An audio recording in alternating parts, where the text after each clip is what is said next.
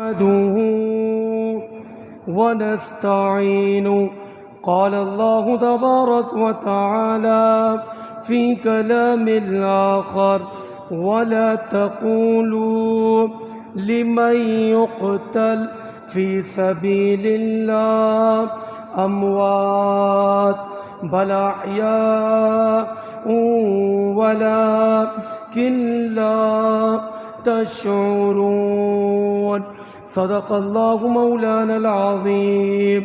إن الله وملائكته يصلون على النبي يا أيها الذين آمنوا صلوا عليه وسلموا تسليما.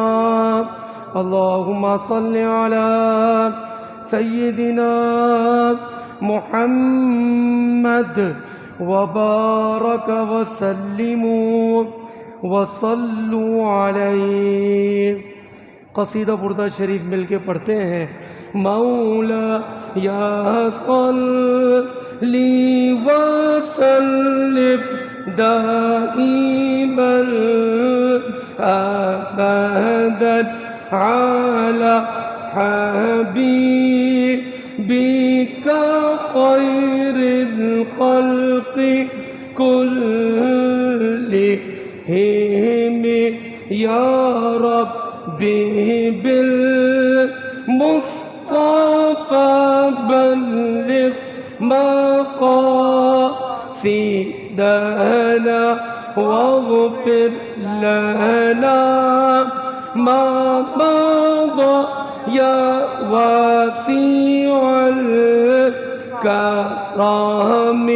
مولا یا صلی وسلم دائما ابدا علی حبیبک خیر الخلق كلهم.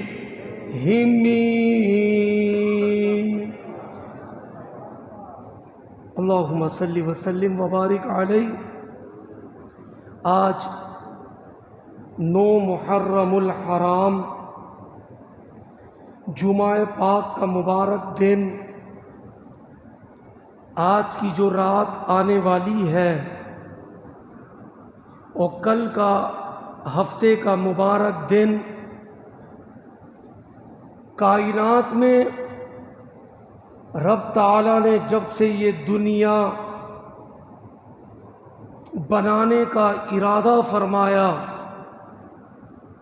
اس وقت سے لے کر قیامت تک 10 محرم عاشورے کا دن رب کی بارگاہ میں بڑی مقبولیت کا درجہ رکھتا ہے. 10 محرم عاشورے کے فضائل سے پہلے، کیونکہ محرم کے دن ہے تو اہل بیت کا ذکر ہوتا ہے جاں بجا، لیکن یاد رہے اہل بیت کے ذکر کے ساتھ ساتھ صحابہ کی محبت بھی ضروری ہے. اگر کوئی صرف اہل بیت کی آڑ میں صحابہ کی گستاخی کرے تو پھر اہل بیت سے محبت کا دعویٰ اس بندے کا جھوٹا ہے، وہ اپنے دعوے میں جھوٹا ہے. کیونکہ حضور صلی اللہ علیہ وسلم کی اہل بیت، اصحاب، ان دونوں سے محبت کرنے کا سبق خود مصطفیٰ کریم نے فرمایا. ان کے آپس کے کچھ معاملات تو ان میں کسی کو یہ حق نہیں پہنچتا کہ کوئی ایسی بات کرے کہ ان کی عظمت یا شان میں فرق آتا ہو. ہماری وہ اوقات نہیں کہ ہم صحابہ کو بڑھائیں اور اہل بیت کو کم کر دیں، اور ہماری یہ اوقات بھی نہیں کہ ہم اہل بیت کو بڑھائیں اور صحابہ کو کم کر دیں۔ اور آئیں بارگاہ رسالت میں چلتے ہیں۔ سب سے پہلے سنتے ہیں آقا کریم اہل بیت کے متعلق کیا فرماتے ہیں۔ آقا کریم صلی اللہ علیہ وسلم کا فرمان امت سے مخاطب ہوئے، صحابہ میں آقا نے یہ اعلان فرمایا کہ اے میرے صحابہ، اللہ سے محبت کرو۔ اللہ سے محبت کرنے کی وجہ یہ کہ اس نے تمہیں طرح طرح کی نعمتیں عطا کی ہیں۔ سبحان اللہ کہہ دیجئے، کیونکہ بڑا متبرک دن ہے آج کا، آج کی رات، کل کا دن رب کی رحمت جوش میں ہوتی ہے۔ کوئی مانگنے والا مانگ لے، اللہ کی رحمت کا دریا جوش میں ہوتا ہے۔ تو آقا فرماتے اللہ سے محبت کرو۔ اللہ سے محبت کرنے کی وجہ یہ کہ اس نے تمہیں طرح طرح کی نعمتیں دی ہیں۔ آج تھوڑا 19-20 ہو جاتا ہے تو ہم کیا کرتے ہیں؟ کفران نعمت کرتے ہیں۔ قرآن پاک میں ایک جگہ فرمایا فَبِأَيِّ آلَاءِ رَبِّكُمَا تُكَذِّبَانِ، تم اپنے رب کی کون کون سی نعمتوں کو جھٹلاؤ گے۔ اور پھر ایک جگہ فرمایا 13ویں پارے میں سورہ ابراہیم میں کہ وَإِن تَعُدُّوا نِعْمَةَ اللَّهِ لَا تُحْصُوهَا، کہ اللہ کی نعمتیں اتنی ہیں کہ تم شمار کرنا چاہو تو نہیں کر سکتے۔ صرف ایک مثال لے لیں، آگے بڑھتے ہیں۔ دنیا کا سب سے بڑا امیر ترین آدمی جس کا نام ہے اوناسس، سب سے امیر ترین پہلے نمبر پورے ورلڈ میں، پوری دنیا میں، اللہ نے اتنی دولت دی کہ اس کو خود بھی نہیں پتا کہ میرے پاس کتنی دولت ہے۔ لیکن یہ جو آنکھ کھلتی اور بند ہوتی ہے نا، یہ سلسلہ اس کا فیل تھا۔ اپنی مرضی سے نہ آنکھیں بند کر سکتا تھا، نہ اپنی مرضی سے آنکھیں کھول سکتا تھا۔ کسی نے انٹرویو لیا، صحافی نے کہا اوناسس صاحب یہ تو بتائیں، اتنی دولت ہے، کوئی کمی تو نہیں، کوئی کمی ہے تو بتائیں۔ وہ کیا کہتا ہے؟ کہتا ہے یہ جو آنکھیں کھلتی اور بند ہوتی ہیں نا، یہ اس سے میں بڑا پریشان ہوں، کیونکہ اس نے ڈاکٹر رکھا ہوا تھا۔ جیسے دکان کا شٹر بند کرتے ہیں نا، ویسے ڈاکٹر بند کرتے تھے، پھر جب اٹھنا ہوتا تھا تو کھول کے پھر چپکاتے تھے تاکہ یہ نیچے جاتا تھا تو اوپر نہیں آتا تھا۔ پلکوں کا سسٹم، کب اتنی دولت ہے، کوئی کمی نہیں، کیسی زندگی گزر رہی ہے۔ اوناسس صاحب کہتے ہیں یہ جو آنکھوں کا قدرتی سسٹم ہے نا، یہ خراب ہے۔ اگر کوئی دنیا میں ایسا بندہ ہے ساری دولت لے لے، میرا یہ سسٹم صحیح کر دے، ساری دولت لے لے، تو یہ بھی اللہ کی ایک نعمت ہے۔ اور دیگر نعمتیں تو الگ ہے، پانی، کھانا، کھانے میں نمک اتنا ڈلتا ہے، لیکن جس ڈش میں نمک نہ ہو اس کھانے میں مزہ نہیں آتا۔ الغرض صرف نعمت پہ بات کرے تو جمعے کا ایک موضوع بن سکتا ہے۔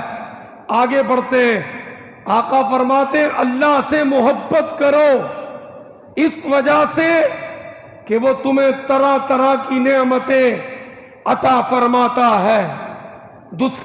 دوسری بات، مجھ سے پیار کرو اس وجہ سے کہ میں تمہارے رب کا محبوب ہوں۔ سبحان اللہ تو کہنا بنتا ہے یار، کیونکہ کوئی دوسرا محبوب ہی نہیں ہے۔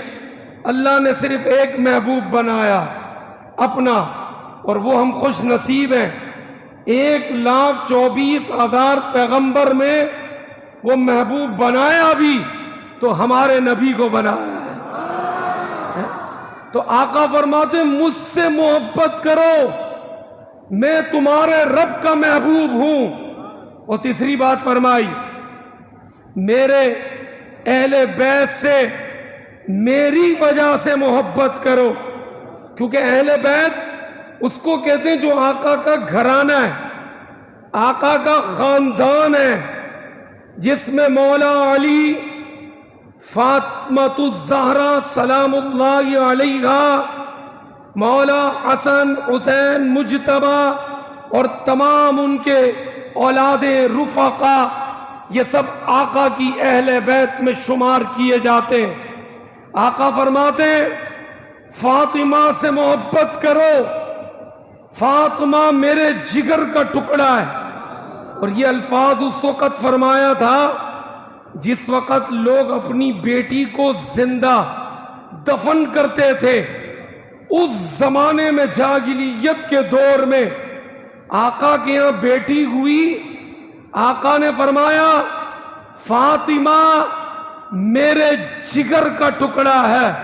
اور سنو، جس نے فاطمہ کو تکلیف دی نا اس نے مجھے تکلیف دی، اور جس نے مجھے تکلیف دی اس نے رب تعالی کو تکلیف دی۔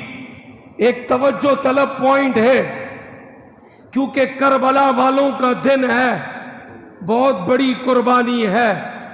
ہم تو صرف عاشورے کا دن اور کربلا کربلا کر کے دن منا لیتے ہیں، صرف پس منظر پر جائیں، اور بالخصوص وہ لوگ اس بات کو آرام سے سمجھ لیں گے کہ جن کی شادی ہو گئی ہے، جن کی اولاد ہے، جب ایک بچہ بیمار ہوتا ہے نا گھر میں، ماں باپ کی جان نکل جاتی ہے۔ ماں باپ کہتے ہیں یا اللہ ہم وہ چیز اپنے پہ لے لیں، میرا بچہ ٹھیک ہو جائے۔ مولا حسین پہ قربان نہ جائیں کہ ہم شکل مصطفیٰ علی اکبر جن کی عمر تقریباً 18 سال 16 سال یا 17 سال تھی، ہم شکل مصطفیٰ تھے۔ صحابہ فرماتے ہم علی اکبر کو دیکھتے تو ایسا لگتا تھا کہ جیسے مصطفیٰ کریم کا دیدار کر رہے ہیں۔ علی اکبر سامنے شہید ہو گئے، بھتیجے بانجے شہید ہو گئے۔ چلے یہ تو نوجوان تھے، اور نوجوان کی موت تو ماں باپ کی کمر جھکا دیتی ہے۔ اور زمانے میں اگر کسی کے یہاں جوان موت ہوئی، ہم سب جاتے ہیں، اس علاقے میں بھی ہوئی، کئی گھروں کے اندر جوان میتیں ہو گئی، پورا علاقہ دلاسا دیتا ہے بھائی صبر کرو، اللہ کی چیز تھی اللہ نے لے لی، مشیت تھی اللہ کی، پورا زمانہ دلاسا دیتا ہے۔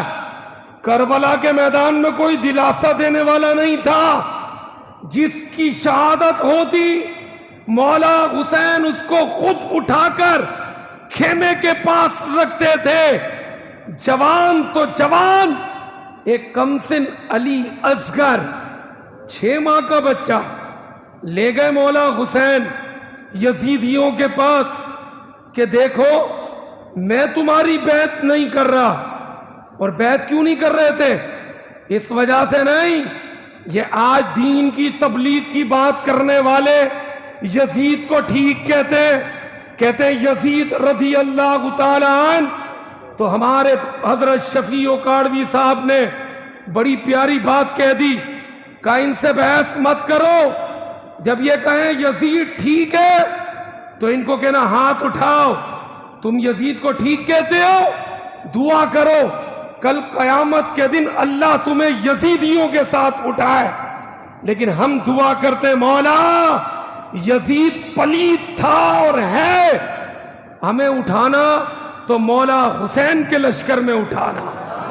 ہم دعا کرتے ہیں مالک، تو بات یہ ہے کہ ادھر کوئی دلاسا دینے والا نہیں کہنے لگے میں تمہاری بیعت نہیں کرتا نا. اور بیعت کیوں نہیں کرتے تھے؟ یزید شراب پیتا تھا، 24 گھنٹے شراب کے نشے میں رہتا تھا. جوان 2 سگی بہنیں ایک وقت میں نکاح میں رکھی تھی، جو اسلام میں حرام ہے. اسلام منع کرتا ہے کہ ایک وقت میں 2 سگی بہنیں رشتے میں نہیں رکھ سکتے. ہاں اگر ایک بہن تھی، اس کا انتقال ہو گیا، اس کے بعد اسی گھر سے دوسری بچی سے نکاح ہو سکتا ہے، لیکن پہلی بچی کے مرنے کے بعد. لیکن ایک ہی وقت میں ایک ہی گھر کی 2 بچیاں نکاح میں نہیں رکھ سکتے. یزید پلید نے ایک ہی وقت میں 2 سگی بہنیں اپنے رشتے میں رکھی تھی. بات بہت دور نکل جائے گی، موضوع کی طرف آتا ہوں. علی اصغر 6 مہینے کا کم سن منا مولا حسین کی گود میں. کب میں بیعت نہیں کر رہا نا، تم نے میرا پانی بند کر دیا، کوئی بات نہیں. میرے بڑے بچوں کا، بھتیجے بھانجوں بھائیوں کا پانی بند کر دیا، کوئی بات نہیں. اس بچے نے سب کچھ نہیں بگاڑا، اس بچے نے تو تمہارا کوئی نقصان نہیں کیا، اس کو تو پانی دے دو. ظالموں نے پانی کیا دینا تھا؟ ایک ظالم نے تیر نکالا، نیزے پہ لگایا اور کم سن علی اصغر کی گردن کا نشانہ بنایا، اور 6 ماہ کے بچے کو کربلا میں شہید کر دیا.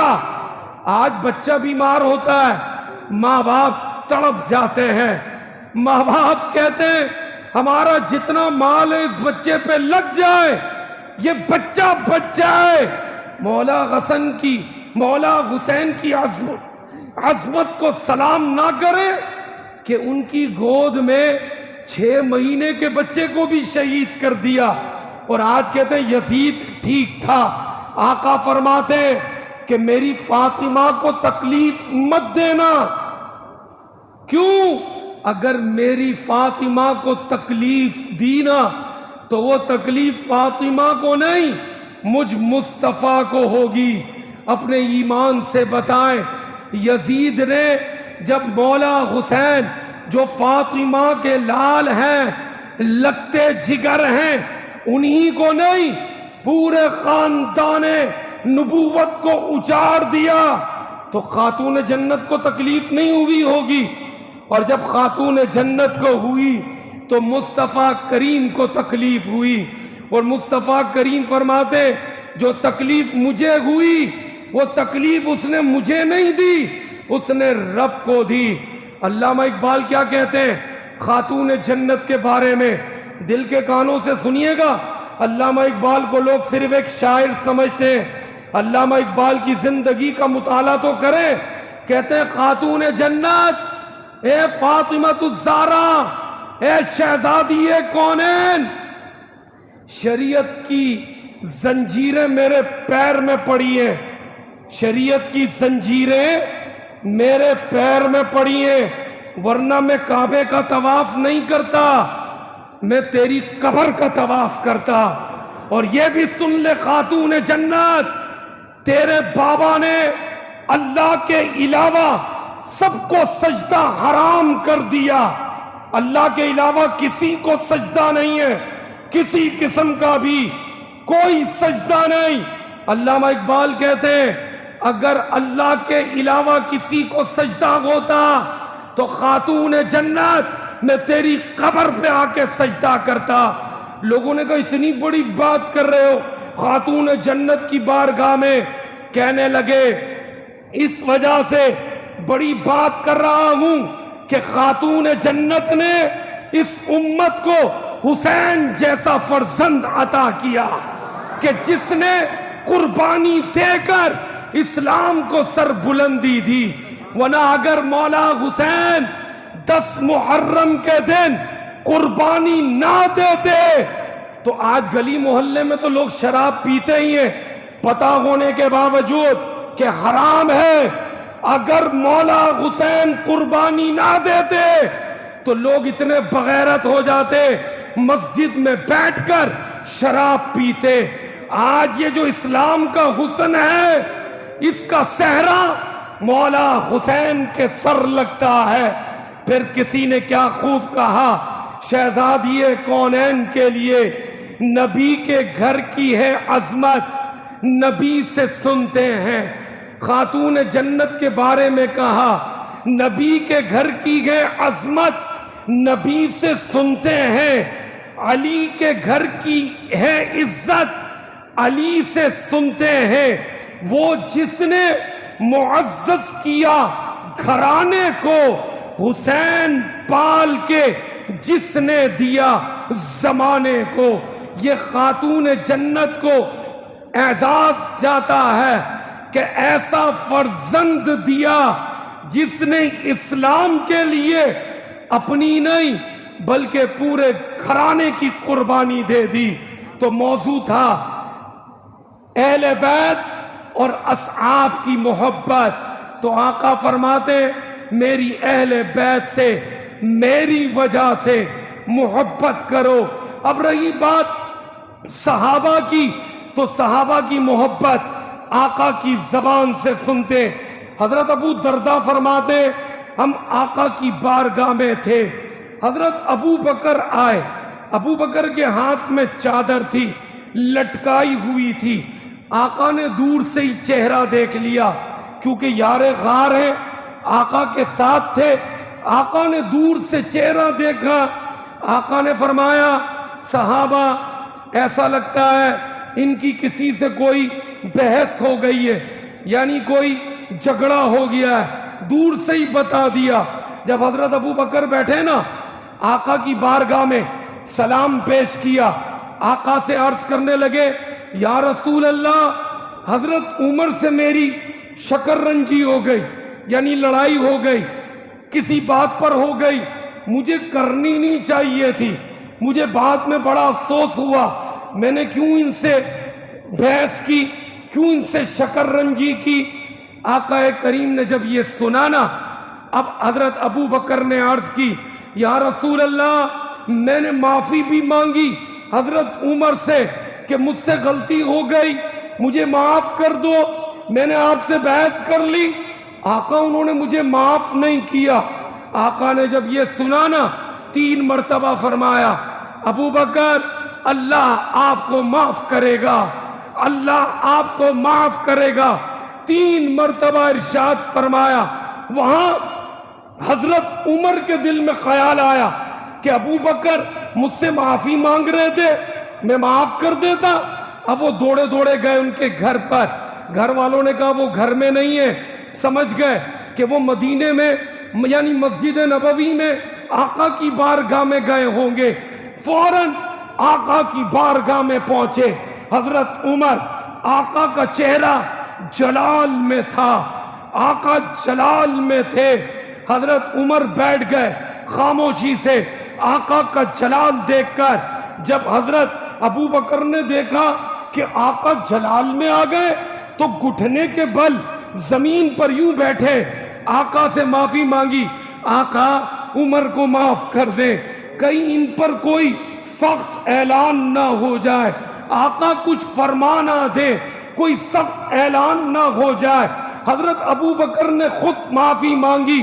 آقا نے فرمایا جلال میں آ کر سنو، جب میں دین کا پیغام لایا کسی نے کوئی دلیل مانگی، کسی نے کوئی انکار کر دیا، میں حق کے ساتھ آیا.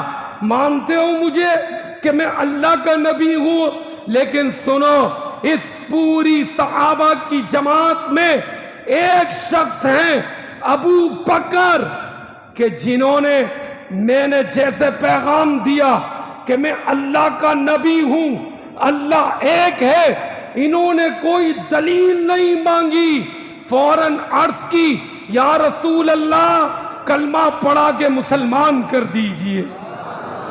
تو آقا نے فرمایا کہ میری محبت میں تم ابو بکر سے محبت نہیں کرو گے، آپس میں ایک دوسرے کو معاف نہیں کرو گے؟ تو کیا پتا چلا کہ آقا نے ایک جگہ اہل بیت کی محبت کا بتایا تو ایک جگہ صحابہ کی محبت کا بتایا.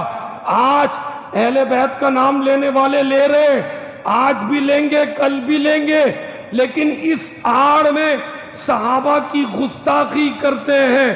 یہ نبی پاک نے منع فرمایا، کیونکہ اگر صحابہ آقا کے در والے ہیں تو اہل بیت آقا کے گھر والے ہیں.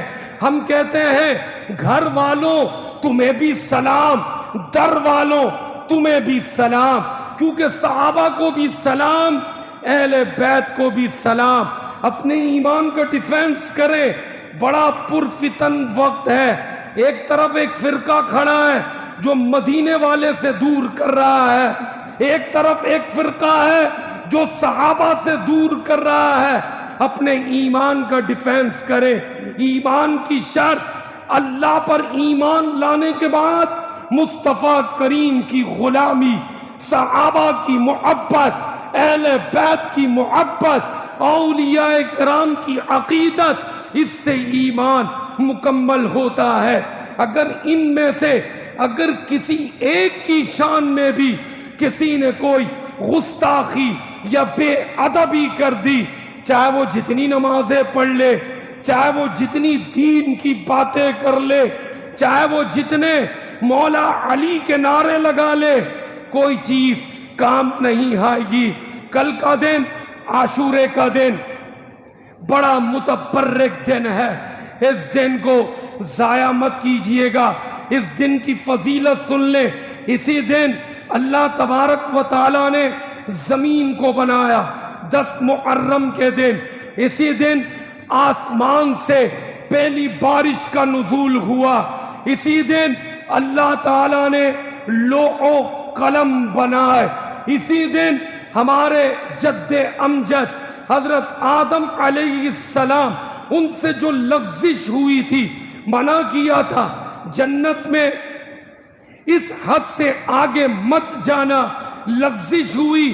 کئی سو سالوں تک اللہ کی بارگاہ میں توبہ استغفار کرتے رہے. جو توبہ قبول ہوئی، اللہ پاک نے یہی 10 محرم کا دن مقرر کیا.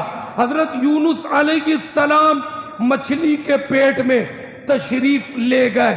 ہم جو آیت کریمہ پڑھتے ہیں، یہ آیت حضرت یونس علیہ السلام کو سکھائی گئی. جب باہر تشریف لائے تو یہی 10 محرم کا دن تھا. یہی 10 محرم کے دن اللہ تبارک و تعالیٰ نے بنی اسرائیل کو فرعون سے نجات دی. الغرض یہ 10 محرم کا دن بڑا متبرک دن ہے. اس دن کیا کیا کرنا ہے؟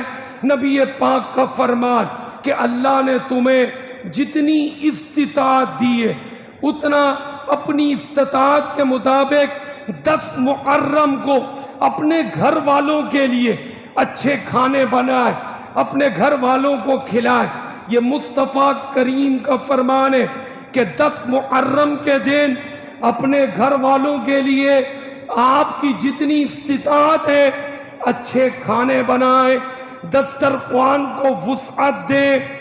اللہ تبارک و تعالی اس برکت سے پورے سال آپ کے دسترخوان میں برکتیں عطا فرمائے گا. کل کے دن آنکھوں میں سرما لگانا ہے کہ جس نے 10 محرم کو سرما لگایا، اللہ کے فضل سے اس کی آنکھیں کبھی درد نہیں کرے گی. کل کے دن غسل کرنا ہے. کتاب کا نام اسلامی زندگی ہے. حضرت نعیم الدین مراد آبادی اپنی کتاب میں لکھتے ہیں کہ 10 محرم کے دن اللہ پاک اپنے فضل سے زمین کے تمام پانیوں میں آب زمزم کو ملا دیتا ہے. کل کا دن اتنا متبرک ہے کہ آب زمزم تمام پانیوں میں شامل ہو جاتا ہے. کل کے دن غسل کرنا ہے کہ موت کے علاوہ جتنی بیماریاں ہیں کل کے دن کی برکت سے سب ختم ہو جاتی ہے. کل کے دن اگر کوئی یتیم ملے اس کے سر پہ ہاتھ رکھنا ہے. کل کے دن اگر کوئی علاقے میں بیمار ہے اس کی تیمارداری کے لیے جانا ہے. کل کے دن اپنی استطاعت کے مطابق صدقہ نکالنا ہے، کسی غریب کی مدد کر دینا ہے. کل کا دن گھر میں سب کے پنسورے ہوتے ہیں، تو کل کا دن دعائے عاشورہ پنسورے میں موجود ہے. ورنہ آج کل سوشل میڈیا کا دور ہے. ہمارا جو واٹس ایپ پہ گروپ ہے، ہم کوشش کریں گے جب شام میں نیٹ آن ہوں گے رات میں، تو ہم یہ دعا اپنے واٹس ایپ سائٹ پر بھی انشاءاللہ شیئر کر دیں گے. لہذا پنسورے سب کے گھر میں ہیں. دعائے عاشورہ یہ جو پڑھے گا اس کے لیے انشورنس ہے اس بات کی کہ پورے سال میں آئندہ 10 محرم تک اس کی موت نہیں ہوگی. تو کل کا دن بڑا متبرک دن ہے. اس دن کو ضائع مت کیجئے گا، خرافات سے بچیے گا. خدا را ہمارے سنی خرافات میں پڑ گئے. ہمارے اہل سنت میں کوئی سوگ نہیں ہے، کوئی کالے کپڑے نہیں ہے، کوئی رونا دھونا نہیں ہے. ہاں، مولا حسین جو شہنشاہ ولایت ہیں، شہنشاہ کربلا ہیں، ان سے محبت کرنی ہے تو ان کے نام پر نفل پڑھ لیے جائیں، قرآن کی تلاوت کی جائے، ذکر و اذکار کیے جائیں. ان کے نام پر کسی کو پانی پلا دیں، کیونکہ یزید نے پانی بند کیا تھا.